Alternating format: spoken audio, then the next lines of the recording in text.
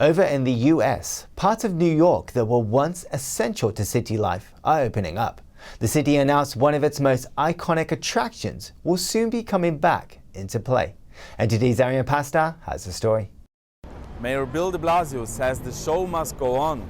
He announced a reopening plan for Broadway theaters, which are a huge part of the city's culture. But open theaters will not only benefit the city's culture, but also its economy, which has been weakened by lockdowns. 100,000 jobs in our theater industry, an economic impact of $15 billion a year. We need it back on every level. The plan is to reopen the industry by vaccinating staff and guests. So the next 4 weeks, we'll be setting up dedicated vaccination sites specifically for the theater community, the theater industry. It'll be staffed by workers from the theater industry. The vaccination site will be set up on Broadway. Mobile units will be arranged for off-Broadway staff. In order to keep reopening, the city is trying to vaccinate 5 million people by June. Right now, 3.5 million vaccination doses have been given. Shows were cancelled until June, and even though a reopening plan's been set up, it's not exactly clear yet when Broadway theaters will be up and running again. But the mayor says it might be in June. Arian Pastar, NTD News, New York. New York state lawmakers are trying to pass a bill legalizing marijuana. If the measure succeeds, New York will become the 15th U.S. state to allow the drug for recreational use. NTD's Christina Kim has the story. Reports say Governor Cuomo and lawmakers just reached an agreement on a bill to legalize marijuana in New York. Governor Andrew Cuomo has said legalizing marijuana is a top priority for him. To say we're going to stop it is not an option. It is here. The only question is, do we regulate it here? Do we gather the revenue here? The proposed bill would add a 13% tax to retail cannabis sales. 9% would go to the state, and 4% would be a local tax.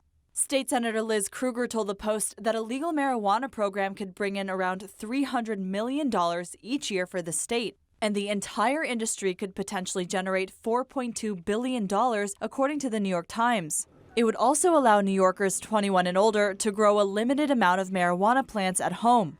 The measure will be introduced as a part of the state budget on April 1st. Governor Cuomo says he wants to get the budget done on time, but he won't risk public health to meet the deadline. Christina Kim, NTD News, New York. The Chinese Communist Party is responding to recent EU sanctions over human rights issues in Xinjiang. Up to 15 Chinese embassies in Europe have strongly protested their move to their host countries' governments. These include Germany, Belgium, the Netherlands, Denmark, and the Czech Republic, among others. That's according to a US-based Chinese language news platform. The Chinese ambassador to Spain is asking the Spanish government to not act as what they call human rights teachers. And in Hong Kong, the government has taken yet another step close towards authoritarianism. Now, simply talking about Hong Kong's protests could be considered a crime. Hong Kong is yet another step closer towards authoritarianism. Now, simply talking about Hong Kong's protests could be considered a crime. A Hong Kong court ruled on Thursday that those who encouraged what they call unlawful demonstrations could face criminal charges. It doesn't matter whether they were physically there. According to local news website Stand News, those who helped in organizing, funding, or promoting unauthorized protests can now be charged as an accessory. That also includes those who give backup supplies, keep a lookout for incoming authorities, and drive protesters out to avoid arrest. The new ruling is an extension of a 2019 law. Hong Kong police used the Public Order Ordinance to target hundreds of protesters back in 2019. As of January this year, South China Morning Post reports nearly 2,500 of the protesters have been charged. In his first press conference since taking office, US President Biden says the US seeks competition with China, not confrontation, but added the White House will hold China accountable. That we're not looking for confrontation, although we know there will be steep competition. President Biden on Thursday likened CCP leader Xi Jinping to Russian President Vladimir Putin. Doesn't have a democratic with a small d bone in his body, but he's a smart guy. He's one of the guys like Putin who thinks that autocracy is the wave of the future. Democracy can't function in an ever complex world. Biden said he spoke with Xi for 2 hours after taking office. I pointed out to him no leader can be sustained in his position or her position unless they represent the values of the country.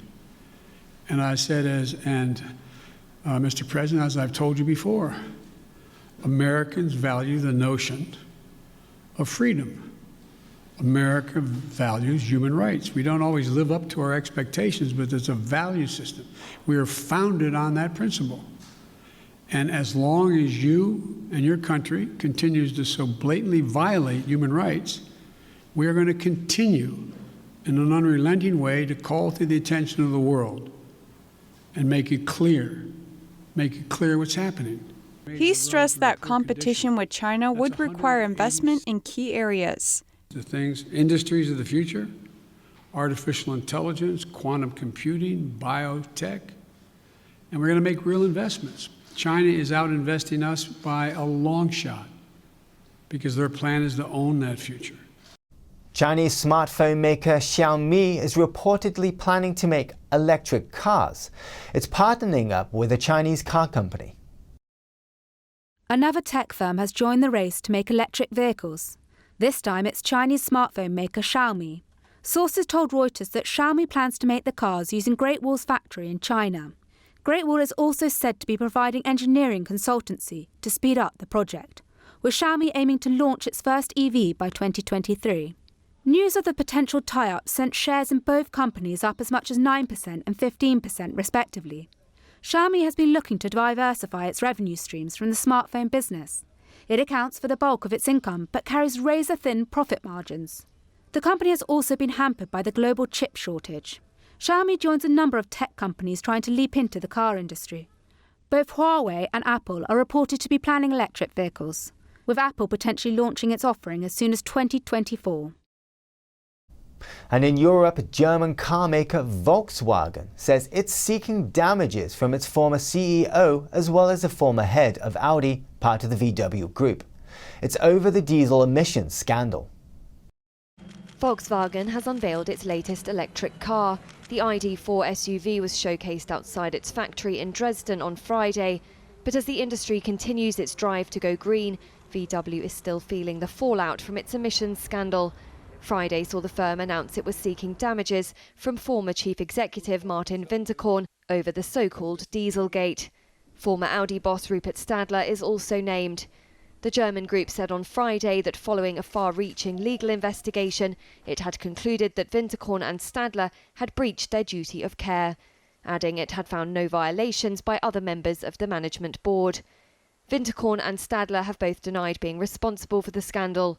Volkswagen admitted in 2015 to using illegal software to rig diesel engine tests.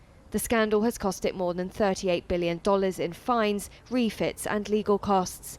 Winterkorn's lawyers said in a statement that the former CEO regretted the supervisory board's decision and rejected the accusations against him. Stadler's lawyers declined to comment. People in Wales began to venture out to their favourite places again on Saturday.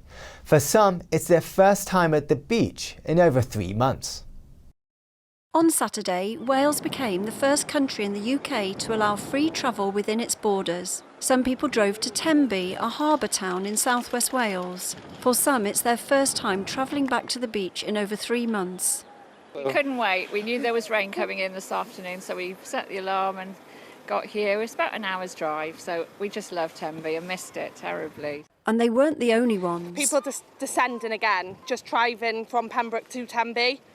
It was bedlam, absolute bedlam. So the rates are just going to skyrocket again. People in Wales are also now allowed to stay in self-contained holiday accommodation within the country. I think it's right for the time being, but we can only accept visitors from within Wales. What we don't want to happen is to open the floodgates straight away and then there's an issue and then we have to close again.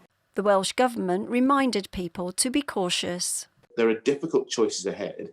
There should be real optimism if we all carry on doing the right thing, not act ahead of the freedoms, and that means we won't need to roll them back. Additionally, 6 people from 2 households can now meet outside for exercise. That's the news for today, and thanks for tuning in. I'm Stuart Lees.